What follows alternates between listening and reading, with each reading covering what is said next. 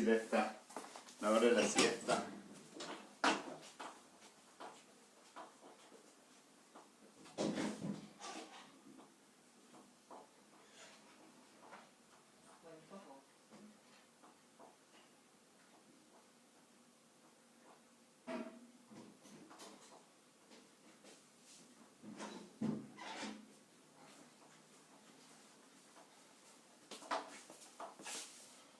Buenas, buenas.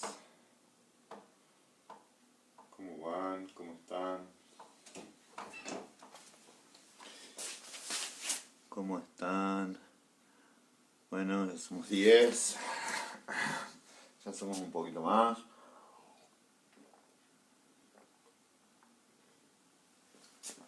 Y háganse un matecito, un café. ¿Cómo les va? Ya les puse el talán.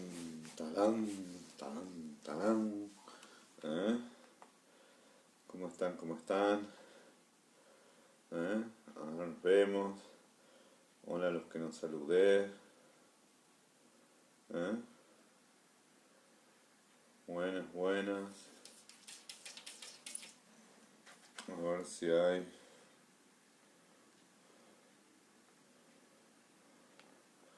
¿Cómo les va?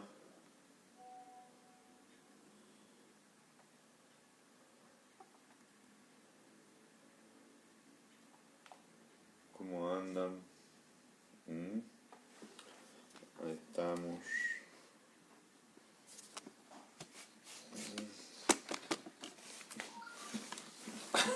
Salía por la mitad. ¿Cómo les va? ¿Cómo les va? ¿Cómo andan? Ya estamos en la clase no sé cuánto.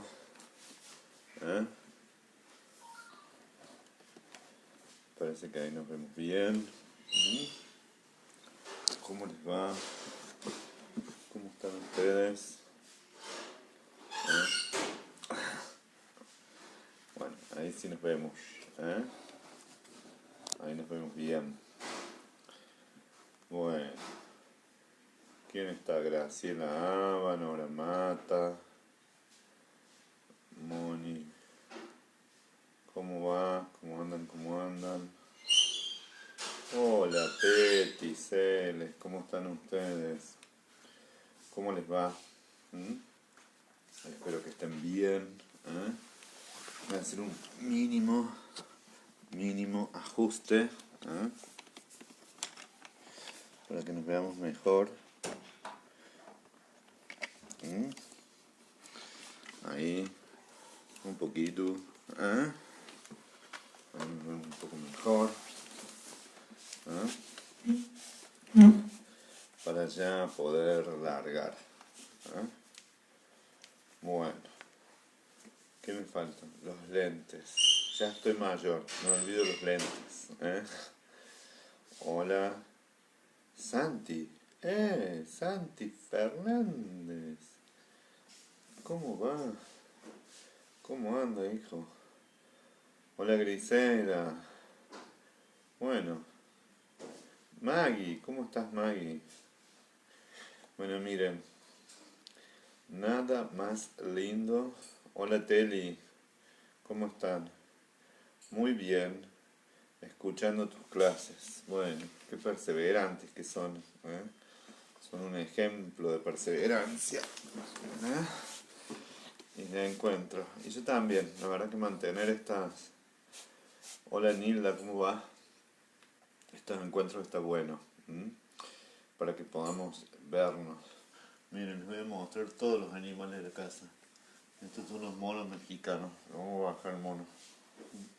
Vamos a bajar acá el mono. Ahí anda la gata, la perra, el mono mexicano. Son varios monos. Todos están abrazados a las cortinas. Un mono de Oaxaca. ¿De Oaxaca? Sí, de Oaxaca. Sí, son varios monos que hay en Oaxaca y en Chiapas. Ahí está. Ahí está un mono. Lo vamos a dejar que observe la clase. Bueno, hola. ¿Cómo andas, Lili, Maggie? Bueno, Nosotros habíamos quedado, y estas clases implica que todos tengamos paciencia, que todos tengamos paciencia. ¿Por qué digo esto? Porque para quienes estuvieron en la mañana, implica que quizás algunos contenidos ya los vimos, entonces yo lo que hago es tratar de recuperarlos sin que esa repetición sea aburrida, pero sí hay que darle como hacer dos o tres cosas, darle continuidad a un encuentro con el otro, y además de darle continuidad a un encuentro con el otro, que cada encuentro tenga un inicio, un desarrollo y un fin en sí mismo. ¿Por qué? Porque da la posibilidad que alguien que lo vea solo una vez, que otro que lo vea en otro horario, que a su vez todo tenga sentido, porque yo lo que no quiero perder es el sentido de lo que estamos haciendo, o sea, no me siento acá porque sí nomás, sino porque sigo creyendo que estar juntos en estas instancias es tan o más importante que antes, ¿no? Y cuando digo tan o más importante que antes es que le veo mucho sentido a lo que sea la clase, a que efectivamente nosotros intercambiemos. Meni, tanto tiempo, Meni Pazman, José, ¿cómo andan? Bueno, la verdad que además es una alegría ver que están ahí en las aulas. Entonces les decía que tomamos este desafío para que, para que haya también, a pesar de estas condiciones que son excepcionalísimas y muy adversas, haya un sentido de continuidad y también el convencimiento de que uno está aprendiendo algo a lo largo de estos encuentros. Sí es lamentable la pérdida de la presencia de ustedes, entonces en eso después les voy a hacer, por lo menos para quienes estén en esto esta semana, y la otra, una mini encuesta, así como las hago yo, preguntándole si ustedes estarían dispuestos a hacer esto en otro tipo de virtualidad, como por ejemplo en Jitsi o Zoom, mientras que no sea una sobrecarga, ¿no?, de conexión. ¿Por qué? Porque esto tiene una virtud. Algunas personas se lamentan de que en esto no esté exclusivamente hecho para los alumnos del curso, sino que puede entrar como si fuera una aula libre, cualquiera, y estar un rato en la clase e irse. Puede ser, a mí me parece que eso no le quita, sino que le suma. Pero sí es posible que añoren todos el hecho de estar en un aula, entonces donde ustedes puedan interactuar y de decirlo de otras maneras. Pero a través de las cámaras de ustedes, entonces yo verles las caritas, que eso es lo que posibilita otras estrategias virtuales. De todos modos, todos son herramientas, ¿no? Herramientas para que uno se siente a hacer esta tarea o este oficio de la docencia, que implica siempre una interacción, ¿no? Yo creo que no, estas épocas nos hacen ver más que cualquier otra lo valioso que son los encuentros, ¿no? Es decir, la importancia que tiene que ver el verse, el pasar por el pasillo del aula, darse un beso, escuchar y pedir que hagan silencio al fondo, todo ese folclore que es tan vital, ¿no?, que es como la llama de un hogar, que es lo que le da vida. Bueno, ahora tenemos esto que es como un hogar a pilas, digamos, ¿no?, con un encendido eléctrico, ¿no?, que no es exactamente lo mismo. Pero sí es cierto que esto no se podría dar, o sería muy difícil de darlo, si no estuviera constituido este vínculo que nos mantiene juntos, ¿no? Entonces, volviendo al tema de hoy, les decía que en la clase nos vamos a plantear esto. El objetivo de la clase, el de hoy, pero que a su vez esté ligada y que esté absolutamente concatenada, como si fuera un eslabón, de todo un conjunto de conocimientos que nosotros queremos compartir. Y básicamente está inscrito en un curso que se llama Psicología y Cine.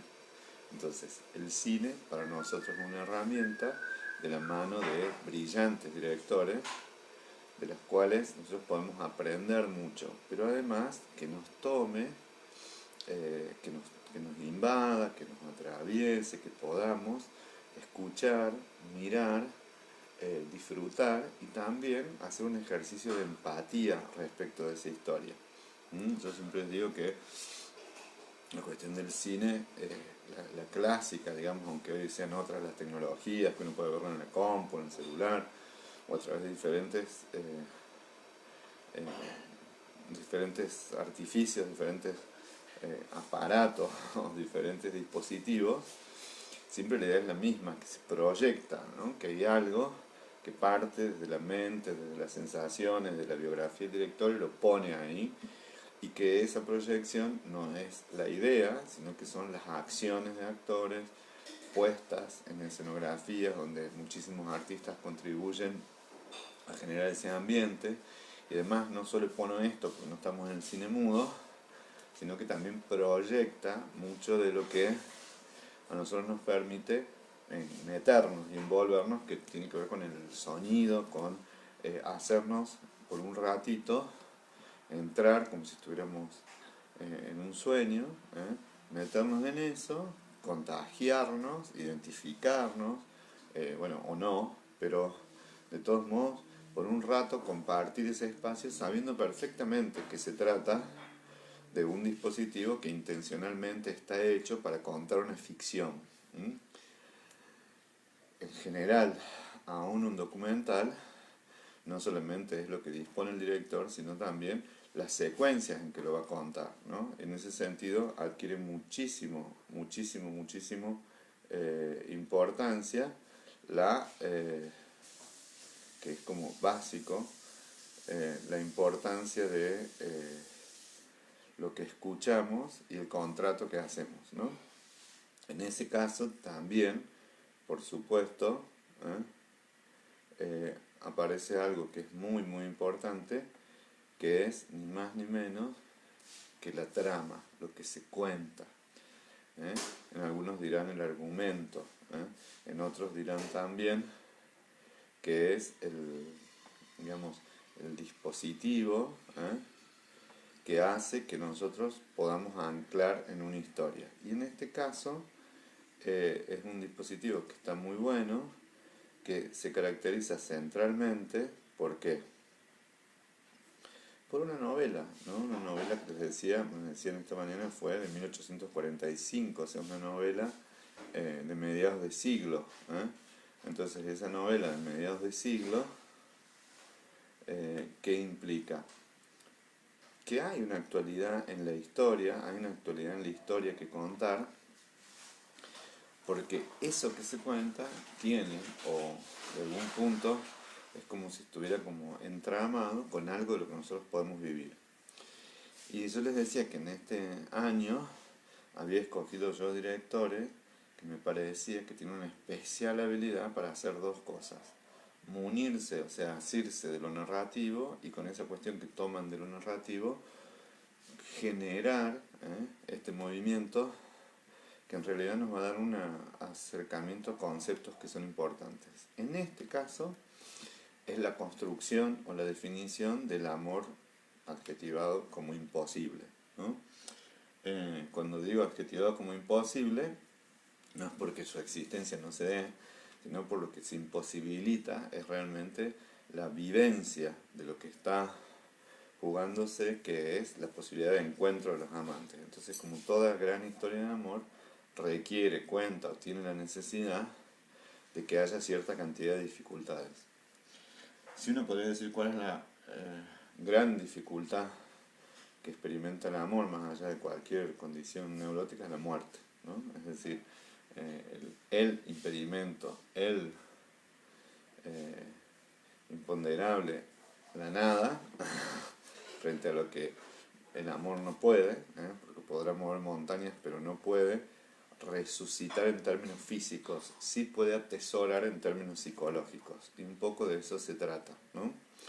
En esta peli nos parezca que no, que sí, quizás no tenemos que dejar de advertir que se centra sobre un contrato que establecemos en los primeros segundos con el director, que es un contrato narrativo. Lo mismo que en la novela de La Dama de las Camelias, de Dumas, ¿no?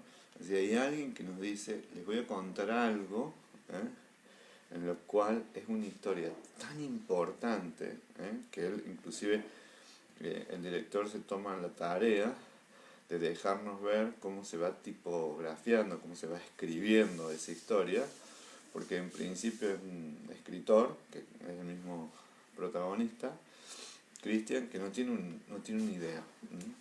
Y cuando digo no tiene una idea, esto es lo que me parece que es importante, es decir, no hay un acontecimiento que contar. El acontecimiento que contar se tiene su fuente muchas veces en cuestiones traumáticas, ¿no?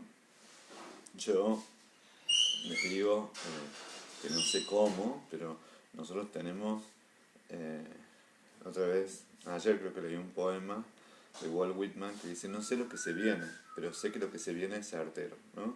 Es decir, nosotros no podemos saber hoy cuándo saldremos de la cuarentena, cómo saldremos, qué pérdidas tendremos, pero lo que sabemos es que va a haber un día después, ¿no?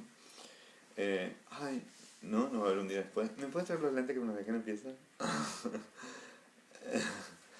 Eso de que existe un día después ya instaura lo que más se necesita en el acto narrativo, que es la temporalidad. O sea, hay una película que por su excepción es muy novedosa, es de culto, que es El Día de la Marmota, donde está metida la temporalidad, donde el Señor todos los días inaugura un comportamiento y todos lo inaugura como nuevo porque ha perdido la memoria de lo que vivió, de lo que hizo, ¿no? Entonces, en ese sentido, el tiempo, la definición del tiempo, como algo que nosotros seccionamos, es lo maravilloso que puede hacer. Es porque tengo varios lentes. Y algunos seguro no va a entrar. Entonces les decía, ¿no?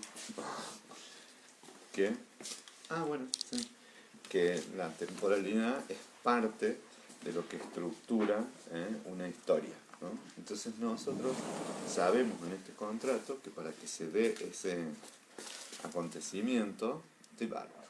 Ya me hago las tomas solo, viene el camarógrafo a revisar, me encuadro, me doy la luz, y este lugar es bárbaro para transmitir. Viene la negrita, se pone al lado, la gata, acá puse el mono, la mona Jacinta. Y entonces les decía que si hay algo que es importante, esto, Ñequi, mira, un minuto, mira acá, todo el tiempo. Por lo saco. ¿Ah? Por lo saco. Pues sobre todo por un antivirus. Entonces les decía que este contrato de la temporalidad no hay acto narrativo si no existe. Entonces, ha habido una disrupción clásica, de la cual a partir de ahí se origina la narración. Es decir, que algo se tiene que haber roto, algo se tiene que haber quebrado. En el caso de esto habrá muchísimas historias en términos narrativos. Cuando digo muchísimas historias, o sea, seguramente a cada uno de nosotros nos pasan cosas. Qué sé yo, entre otras cosas, mi hermana que vivió en Reconquista, entre medio tuvo dengue también, ¿no? Y entonces también el acontecimiento es que la sensación de que casi me muero, entonces lo que empieza a contar después de que se sobrepuso del acontecimiento doloroso, ¿no? Digo doloroso porque este es el caso, pero seguramente lo que nosotros estamos contando todavía tiene que ver con algún grado de estupor. Hola Edith Susana. Edith escribió algo muy lindo en su Facebook, muy lindo, muy doloroso, que tiene que ver con las enfermedades, ¿no? Las enfermedades que son así como silenciosas. Bueno, esto es un ejemplo de eso, ¿no? Es decir, nosotros tenemos en términos narrativos que algo acontezca. Y para poder y necesitar contarlo, tiene, que en este caso por supuesto que está armada una novela, que tiene que tener una dimensión en la cual el contarlo nos sirva para comprender eso que vivimos y para saber el lugar en que nos dejó. Cuando digo el lugar en que nos dejó, uno tiene que preguntarse sobre cuál es el sentido, ¿no? Uno que habíamos dejado hoy era el siguiente, que la película, y eso me gustaba destacar, estaba concentrada, entre otros, digo, y no cualquier película, pero esta película tiene como diferentes registros de conflictos. Cuando digo diferentes registros de conflictos, es que hay en esos conflictos diferentes planos que se van a resolver. Y nosotros tomamos hoy una que me pareció muy bonita, que era ni más ni menos. Les voy a poner acá algo que se lo seleccioné hoy, un link, que era Show Must Go On. Es decir, que en parte, y por eso quería empezar con eso, es que nosotros nos tenemos que decir que el show va a continuar. Porque en realidad lo que plantea la canción de Freddie Mercury, se los mencionaba hasta hace un ratito, es la dificultad que implica el sufrimiento, pero además de la dificultad que implica ese sufrimiento, es también, y eso es muy importante, lo que dice de nosotros cuando decimos esto, ¿no? Yo creo que para algunas personas más o menos musicales podemos decir que esta canción es parte de mi vida, en este momento es cuando nació mi hijo, otros quizás en este momento es cuando me enamoré, o acá fue cuando me divorcié, o otro será el tema de la cuarentena. Ay, gracias. Ay, no está caliente. Que es, no sé, resistiré. ¿Por qué? Porque lo que canta no tiene que haber sido compuesto para mí, sino que se produce lo mismo que les decía al inicio, que lo que se proyecta en términos visuales, el guión y de lo que se trata, está fuertemente ligado al contenido temático de lo que estamos viviendo. Entonces les decía, ¿por qué Show Must Go On? ¿No? Y les decía, Show Must Go On porque tiene en la letra como en la trama la posibilidad de engarzar, porque eso es lo que tiene esta película. Qué linda palabra. Como si fueran joyas, como si fueran piedras. ¿Vieron que tiene un collar de diamantes que están todos engarzados? Bueno, en realidad, si no hay una concatenación, y en esto nos tenemos que dedicar a la música porque es un musical, valga la redundancia, si no existe ese engarzamiento, entonces aparece efectivamente como una cantidad de canciones puestas como si fueran al azar. Bueno, acá no. Acá todas esas canciones es en muchos casos el parlamento de los actores o de las actrices, ¿no? Que básicamente es la voz de los personajes, ¿no? Entonces les decía, vamos a retomar desde ahí, que lo primero, Show Must Go On, yo creo que se las puse, cada uno les voy a ir poniendo las canciones que aparezcan, todas se pueden escuchar si ustedes ponen ese link. Estoy hablando, si ahora ustedes están conmigo, es la canción 16, ¿no? En donde esa canción lo que plantea no es ni más ni menos que lo del lugar vacío. A mí me parece que siempre uno escuchar esto. La otra que me parece importantísimo es que ustedes le den importancia a qué, al tono en el que se escribe, ¿no? Al tono en el que se compone. Es decir, acá vamos a hacer una cosa medio riesgosa, que es que se detenga, por eso simplemente voy a poner unos segundos, que sirva de evocación, ¿no?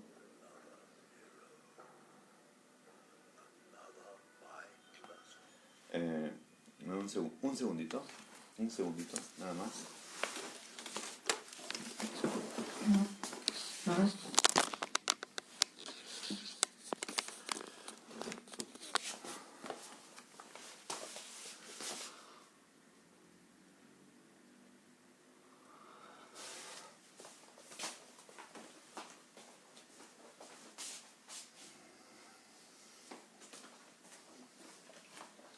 Uy, mirá qué lindo lo que dice Ana María Reyes. Que el collar que usa... sí, además eso es muy de Baz Luhrmann. Costaba $1.000.000. Lo cual quiere decir que es una nota, porque eso es lo que genera el cine en estas épocas, ¿no? Que uno no ve solo la película, sino que lo que ve o también disfruta es que todo lo que sucede en realidad en torno a esa narrativa que es la generación de la película, ¿no? Entonces, Ana decía, se los leo, el collar costaba $1.000.000. Sí, es posible, ¿no?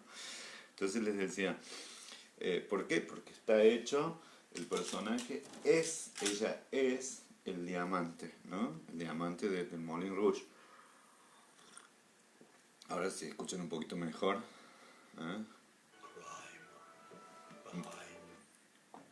Miren.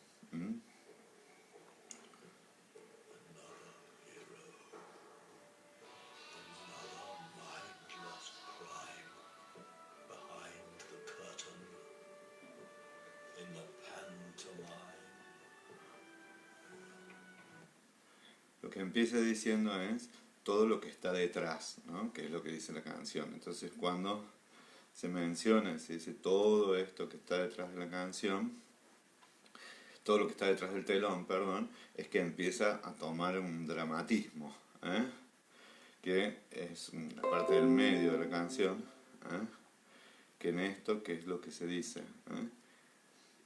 Que lo que está, por lo cual debe seguir el show, por lo cual debe continuar el show, no es ni más ni menos que ese otro crimen sin sentido, otro héroe, detrás del telón está la pantomima, hay que mantener la línea, o sea, hay que sostenerse en el discurso, y alguien puede aguantar más, el espectáculo debe continuar, ¿no? Que además interesante, miren cómo comienza, escuchen. Otro héroe. Another mindless crime behind the curtain in the pantomime. On and on. Does anybody know what we are living for? Y ahí viene la pregunta, ¿no? ¿Qué es lo que más importa? ¿Para qué? ¿Para qué continuamos en esta lucha? Esa es, me parece que, la pregunta que siempre nos cuesta hacer, ¿no? Dentro del corazón que se está rompiendo, permanece la sonrisa, se está desenmascarando el maquillaje. ¿Alguien sabe para qué estamos viviendo? No por algo esta canción se universalizó de esa manera, porque muchas veces nosotros nos preguntamos los por qué de las situaciones, pero acá, y yo empezaba esta canción que es la que me gustaría continuar, y eso que me gustaría decirles es que la pregunta que le da sentido a la vida es el para qué, ¿no? Esto es estrictamente de psicología, o sea, ahora yo voy a utilizar básicamente, para quienes están cursando con Alejandro, el curso sobre Sándor Márai y Víctor Frank. La pregunta de Víctor Frank siempre fue, ¿cuál es el sentido de la vida, ¿no? O sea, ¿cuál es el sentido? Se corta mucho.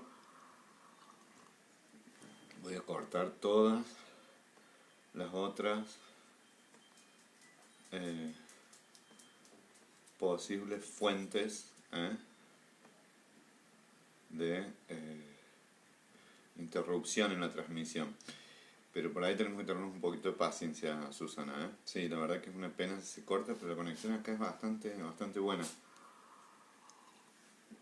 Hay que fijarse también si la conexión no puede que se esté desconectando en tu internet, ¿no? En tu propia conexión, porque esto es, como dice la teoría de comunicación, o el emisor o el receptor, ¿no? Por eso les digo que depende si se les está cortando a todos. Ah, Ana María Reyes decía, lo saqué, lo vi en 10 cosas increíbles de la película. Ah, si lo tenés ahí, peganos el link. Creo que yo se los pegué, ¿eh? Pero bueno, esto de 10 cosas increíbles hace la anécdota de la peli que siempre le suma. Pero les decía, esta es la pregunta que nosotros tenemos, ¿no? Susana Mondino escribió una cosa que hoy leí en el Facebook. ¿Y para qué? O sea, ¿tiene un sentido el sufrimiento? O sea, ¿tiene un sentido en principio? No, porque nadie escogería el dolor, nadie escogería el aislamiento, ¿no? Entonces, lo que nosotros hacemos es una construcción de sentido. La construcción esa de sentido es muy difícil hacerla en el momento más doloroso, en el momento del trauma, ¿no? Es decir, es casi imposible hacerla en ese momento. ¿Por qué? Porque toda nuestra energía psíquica está puesta en sobrellevar ese periodo difícil.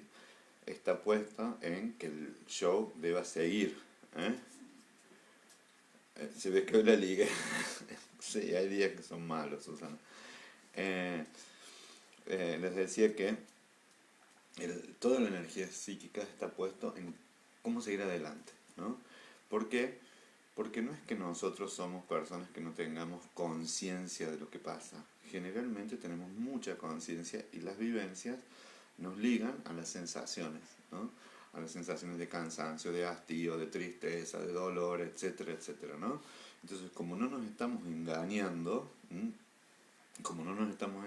nuestro psiquismo, nuestra energía física y nuestra disposición de tiempo, de recursos, está puesto, por supuesto, en sobrellevar ese peso, ¿no? Y cuando digo sobrellevar ese peso se asienta, ni más ni menos que en qué, en la posibilidad de los recursos que se hayan construido, digamos, en función de los recursos que se hayan construido, es que tenemos mayor capacidad también de darle importancia a eso que se está viviendo, ¿no? Porque hay veces que no se encuentra el sentido, el para qué. Entonces lo que uno se dice es, bueno, pero tenemos que seguir adelante, el show must go on. Hay una otra canción que es muy bonita, y yo acá voy a hacer, miren, yo no soy traductor de inglés, ni mucho menos. Tengo los conocimientos de inglés que puede tener alguien que tuvo buenos profes, y tuve profes divinos. Profesor, no tuve ningún profesor. Sí tuve un profesor varón, sí, es cierto que tuve un profesor varón. Y les decía que vamos a apoyarnos en cuáles son esos recursos.